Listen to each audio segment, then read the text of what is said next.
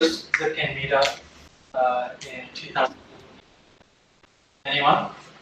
Yeah, you. No, you. You organized. Okay, because I was thinking what to present, and 18 months is a long time in software. So if you didn't see 18 months ago, it probably doesn't matter. I can tell you anything that you like. But let's look back a year and a half in about the Zipkin project. But before I start, how many here know Zipkin? So a little bit, okay? So I think what I will do, I'm going to use a few minutes first, because it's probably useful to say what I'm talking about. So in Zipkin, it's a tool to help understand how long operation takes. So let's say you have an HTTP request comes in to your system, and it's a web server, and then this makes several calls, maybe to cache, maybe to another service, profile, maybe to the DB or something else, right? You can make many requests. So the goal of Zipkin is to collect the timing data into a tree so that you can diagnose what happened. If this was an error, did it cause this request to fail, or did this one simply try again and succeed? So I have other presentations about Zipkin in general, but this is the idea. We're trying to understand one request at a time, and maybe actually Rock's presentation can go through some of this as well. The other thing you could do is, if you think about your system, you may have many services that are going on, many requests. So sometimes you may have a network diagram, right? You may say this service talks to this service, and this service talks to another one. That's two. And maybe more requests go to this side of your network than this side of your network. So when you have data like this, you can also draw service diagrams. And these are the two main things Zipkin can do. So I will try to talk a little abstract so that this makes more sense. But let's try. So I work on a Zipkin project, and I started working on distributed tracing when I was at Twitter, and my employer is Pivotal. And because so few are here, I'm actually going to change to do a very quick Zipkin presentation. Okay, I think it's going to be helpful. So I'm going to take a little time out of my presentation. So this word distributed tracing. How many here have heard distributed tracing? Okay. Distributed just means I'm looking at multiple machines. So not just what the request does inside of one, but as it goes to many. So we attract the production requests. So this kind of tracing we want to have always available, right? So this is not just for QA environment, this is for production requests. And so distributed tracing, every time you touch a different part of your network, you want to know. The way that it works is that it gives one identifier to the request that it can be found everywhere in the network. So this is a unique trace ID. This is not only for drawing diagrams like this, but also for log searching. So you can search for the same ID and find the error message in your logs or something. And this I'm talking about is a calls diagram. I want to know if this request calls this operation on database or not. Right? We think this can be easier than scrolling through logs. If you have many machines, it's very hard to tell calls easily. So trace diagram might look like this. And here, if I say a client made a post request, it takes this long. But did it really take that long on the server? No. In this case, the client tried first to put the request onto the wire, but it failed, and it tried again. The server didn't start until this time. So this is time going past, and these are like the depth of your call, something like a stack trace, but across multiple machines. So the point of a trace diagram is to tell you what happened, even if it happens on different machines. The different machines is distributed. And why we care is we want to reduce the amount of time we spend trying to figure out the cause of a problem. Someone might say, it's a database problem. If you look at this, you could quickly tell, is it or is it not a database problem? It saves some time. Also, if you look at the other thing, we want to visualize how long something takes. So if you look at a number in a log file, that means your brain has to be a calculator. And if you can see time going like this, it's easier to just think. You don't have to do math. And the other thing is applications become more complex now. We have more messaging apps, asynchronous apps, and so it's becoming more difficult when you have, if I have one request, and then this creates 200 parallel requests. It becomes harder to do manually, to find where each of those requests go.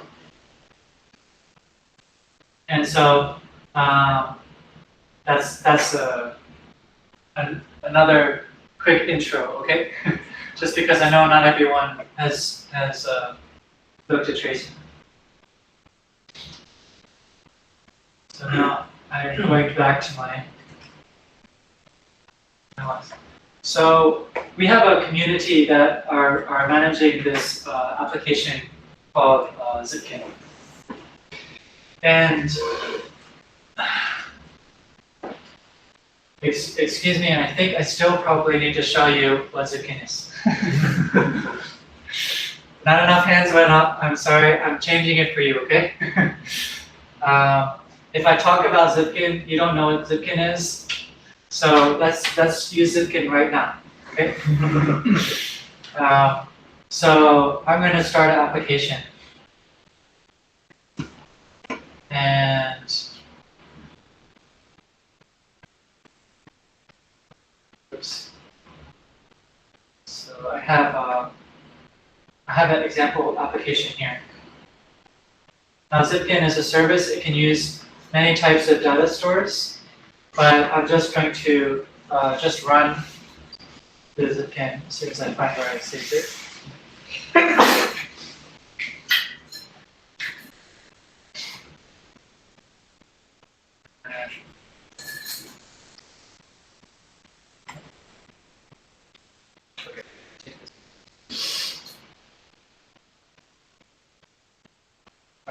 I have an application, right? Close. And my front end of the application is async. I make 2 simultaneous requests at the same time. So if I have HTTP GET /, it makes 2 calls at the same time to another server called /API. And then, because this is good business code, I return foo. Now, my backend it picks to do some work and returns date. It's not really important, the work that it's doing. I'm just going to show you a stupid app, and so you can see what Zipkin is, okay? So I'll start this app, Spring Boot app, but it could be a Python app, doesn't matter. And if I want to go hit this, and I see foo happens a few times, right? So my app maybe is working okay. And if I look into Zipkin, it is service-oriented. So it has the ability to search by the service names of your network, okay? And then maybe I can look at what type of operations were called. So if it's front end, get slash or get slash API or whatever. And how long ago am I looking for information? And if I just find all the traces that match, I can find that here I have seen 3 requests go through my system that hit the front-end server, and 100% of the time was in the front-end server. Okay, so what if I were to search for backend? Okay, I found that in this trace, 26% of the time was spent in the backend server. Okay, so this helps me quickly see how much time is in this server. Why? Because maybe someone's blaming me. And they say, hey, you're why my requests are so slow. And then I just say, hey, look, this is only 26% of your time. There must have had something else going on. Then I look at this trace and I see, okay, this is time going through here. And I can see what the front end was doing, what the back end was doing. I can collapse it and change the level of detail. Maybe I can see what time the client started. Okay, when the overall request started, 8 milliseconds later, this client request started, and that one finished 47. So I can tell the life cycle, how long everything took. And maybe I can see some extra information about what was the IP address that made this call named like this. So I hope this is a little bit helpful, okay? This is the tool. It's an open source tool. And this is on GitHub. And when last year we had the first meetup about this project, a lot of things changed since the last time. So my first thought for the presentation was to review some of these changes.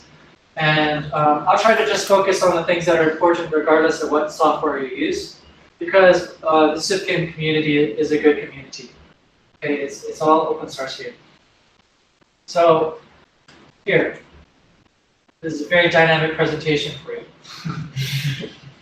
What changed? So Zipkin was made by Twitter originally because the service was always failing in 2012. You would always see the fail whale if you were using Twitter because the service is overloaded. Try to find the problems. They open source the code back in 2012. This is GitHub star count, like how many people say, oh, I like this.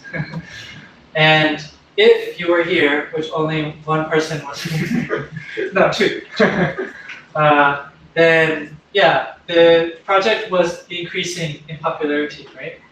So the community is still going. It's not a new project. It was born in 2012, but we're still growing bigger, right? Another thing that changed, we're an open source project. 18 months ago, we did not have any foundation. We were just a collection of people working in open source. We decided to join the Apache Software Foundation. Just the same place the Kafka is and all these other data services and Apache Web Server.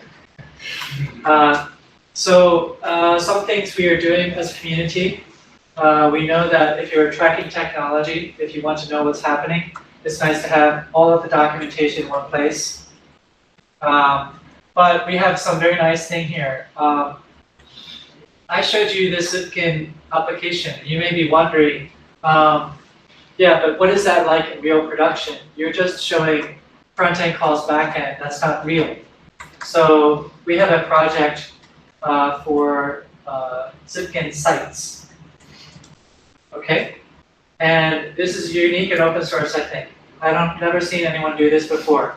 We're not just listing the names of companies. What we do here is we tell you what the company is doing with the product of Zipkin.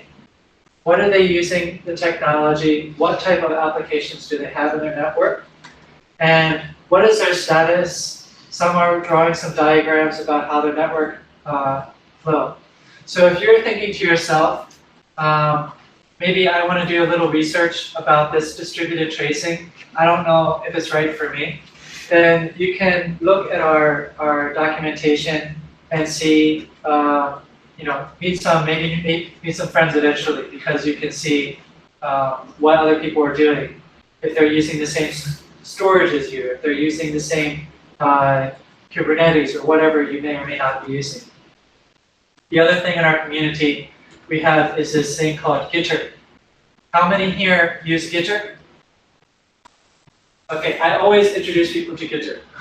So the people I know, they know Gitter because I told them already. Gitter is a chat for GitHub.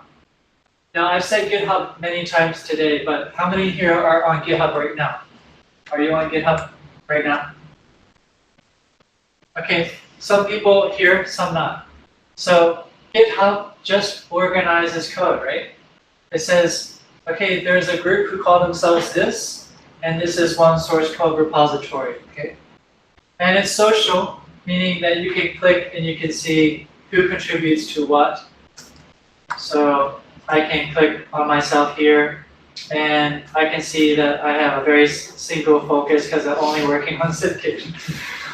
But if I click on somebody else, like let's click on Tommy, and then we see that Tommy is working on Micrometer as well.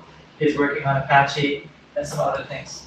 So it's a social code. So it's trying to connect people together with code. And so Gitter is a chat that connects the same way. Make sense? So let's say you have a problem with software and you want help. You go to Gitter and you ask a question, like this person says. What are they asking?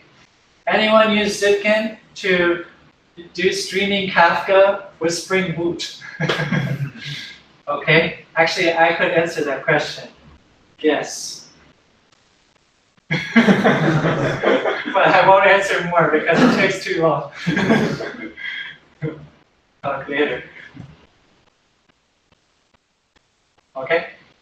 So if you later have a question for me, or Tommy, or Rod, or anyone else, just find us here. That's community, right? Community is talking to each other. So we had user interface. Many of you haven't used Zipkin before. We have some make it a little bit more pretty, change some layouts, make it easier to find what time that you want to search for data, and some other adjustments. And we had some features that were broken. We took them off the screen. Not very exciting, but this is real life with software. We do some things. When you're using tracing, it can create a lot of data. The first time I talked to Netflix about the tracing system, they said that if they turned on tracing for all requests, it would cost more money than playing the movies. So how much data is collected is very important. How the data is sent. So if you met us a year and a half ago, to send the same trace in JSON would be 5.4K, and today it would be 3.3K. We shrink it. No information lost. Actually, we just find a better layout for the data. And this is JSON. We also have protobuf format. Does anyone know protobuf? Okay, Protobuf is binary format. Okay? JSON is text. You can just read JSON. If I look at JSON here, I can see a trace ID. So protobuf is smaller because it's a binary protocol.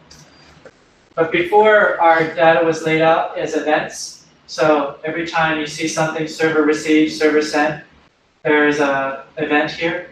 And we made the data small because we found it's maybe easier to just say it's a server.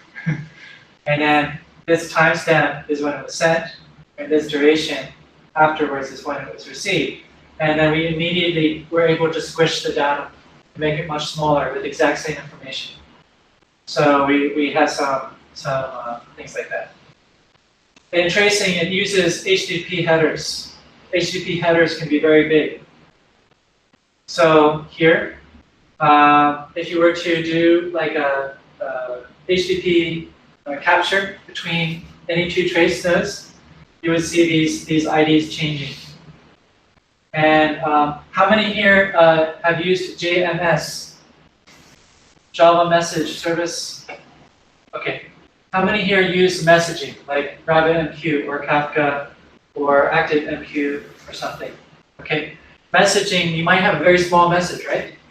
So if you put lots of headers, your header might be bigger than your message. So if you're tracing, one other thing we had to do is find out how to make the data smaller. And then the same thing, like we just find, okay, we just use a different layout. We don't write the names of the fields, and everything's smaller. That's why this is almost half the size. Okay. And yeah, we've added some transports. In Zipkin, you can send data from your app with normal HTTP, with Kafka, with RabbitMQ. You can also use proxy if you're using a cloud service. Anyone here using a cloud service like Amazon or Google Cloud?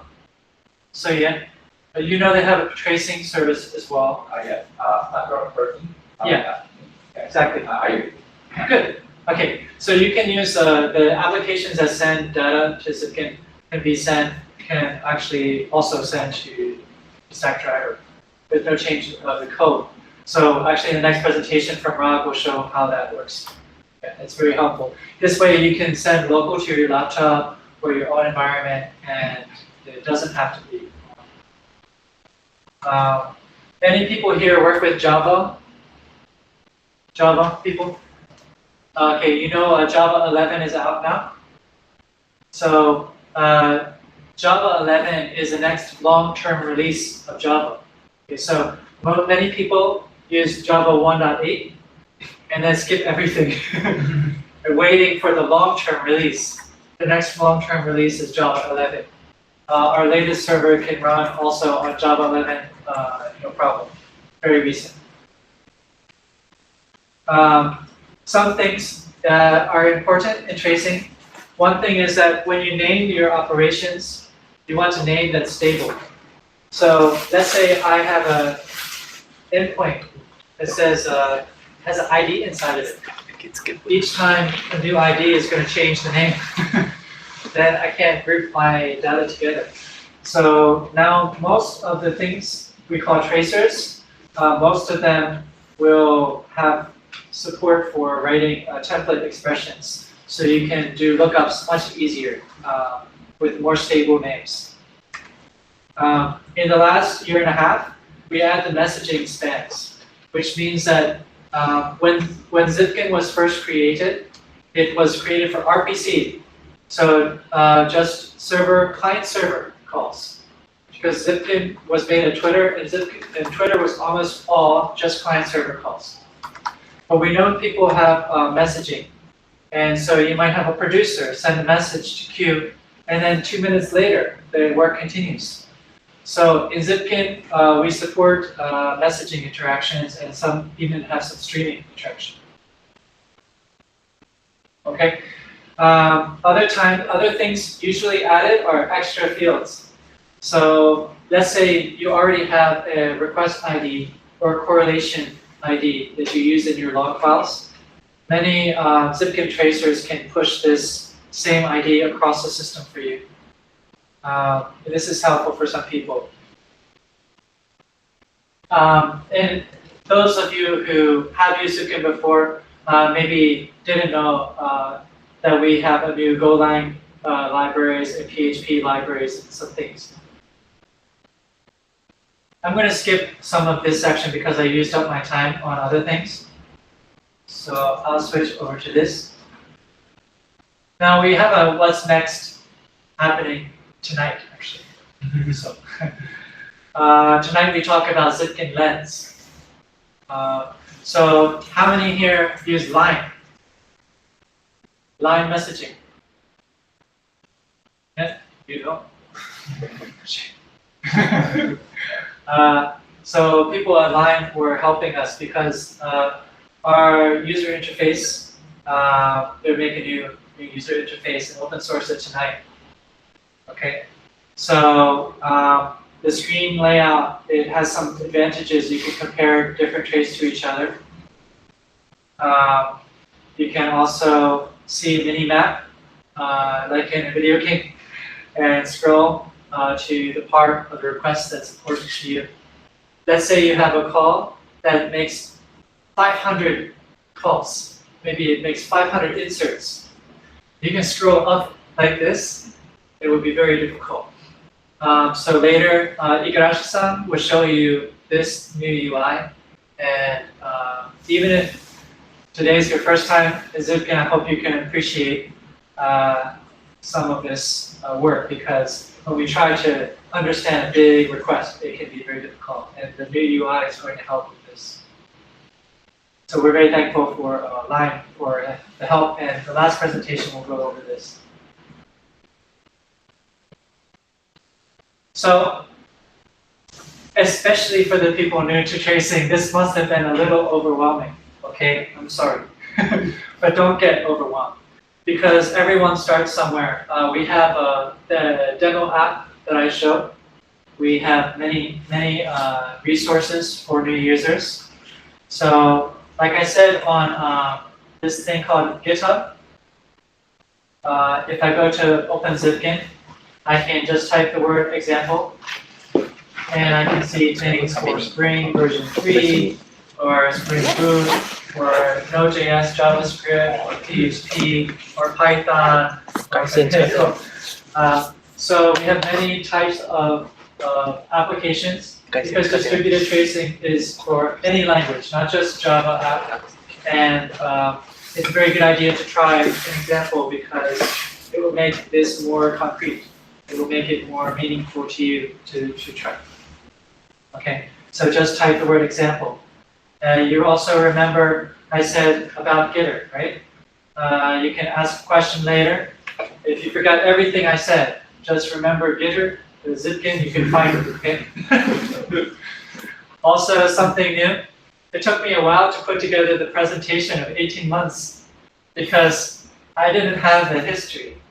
But now, in our wiki, we have this thing called Last Month. We're not just now starting to let you catch up quickly. If you just don't know what's going on, we'll put this newsletter every month for you. So anyway, I hope it's helpful, okay? And thank you for your patience. And the next will be a practical demonstration of Zipkin.